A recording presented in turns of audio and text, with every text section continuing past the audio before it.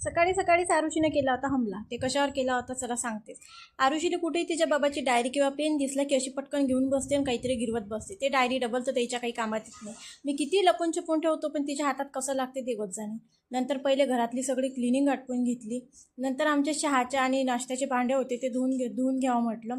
तेवढ्यात मला आठवण झाली त्या व्हायरल आंटीची. तुम्ही पण पाहिलं अशीनच ना इंस्टावर त्या व्हायरल आंटीचे व्हिडिओ एक नंबर असतात. जसं ऑफिस से आई, बर्तन धुलाई, मुझे डिकॉशन पीना था, दूध तो बहुत सारा था लेकिन डिकॉशन पीना था. मस्त असतात, मला तर आवडते. नंतर मी पण तसंच केलं. माझ्या घरी पण आज दूध होतं पण मला दूध नव्हतं प्यायचं, मला गुळाचा काळा चहा प्यायचा होता. असो मस्त चहा पिऊन घेतला.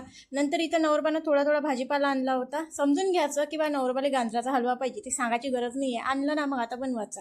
नंतर दुपारचं अशा प्रकारे जेवण करून घेतलं. नंतर नवरबा ड्युटीवर गेले आणि मी म्हटलं आज सकाळी मस्त डोकं धुतलं होतं. कशासाठी तर मला लावायची होती डोक्याला मेहंदी.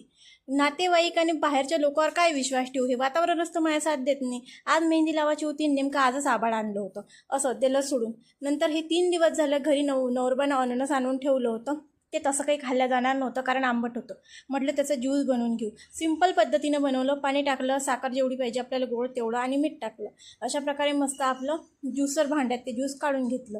आणि आरुषी तर त्याच्यावर टुकणीच लागून होती. कधी मम्मी बनवते आणि कधी आपल्याला देते.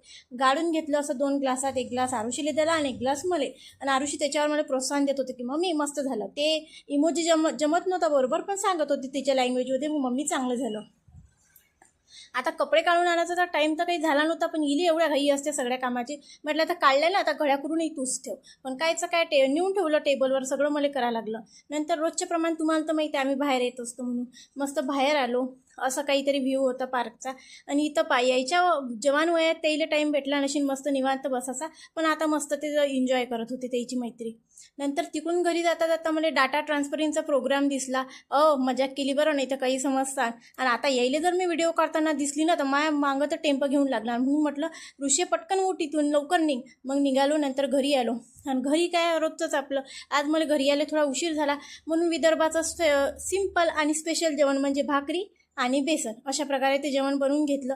आणि तुम्हाला व्हिडिओ आवडत असतील तर सबस्क्राईब करत जा ना आणि लाईक पण करत जा. ते तर काहीच करत नाही, फक्त पाहून जातात. आणि आता काय इतक्यात काही नजर लागली काय मी आमच्या चॅनलले. व्ह्यूजही कमी झाले बाबा. फालतू सांगितलं त्या दिवशी की चांगले व्ह्यूज येत आहे म्हणून. असो या पण तुम्ही पण जेवण करा. भेटूया नेक्स्ट ब्लॉगमध्ये. तोपर्यंत बाय बाय. आणि सबस्क्राईब करायला विसरू नका.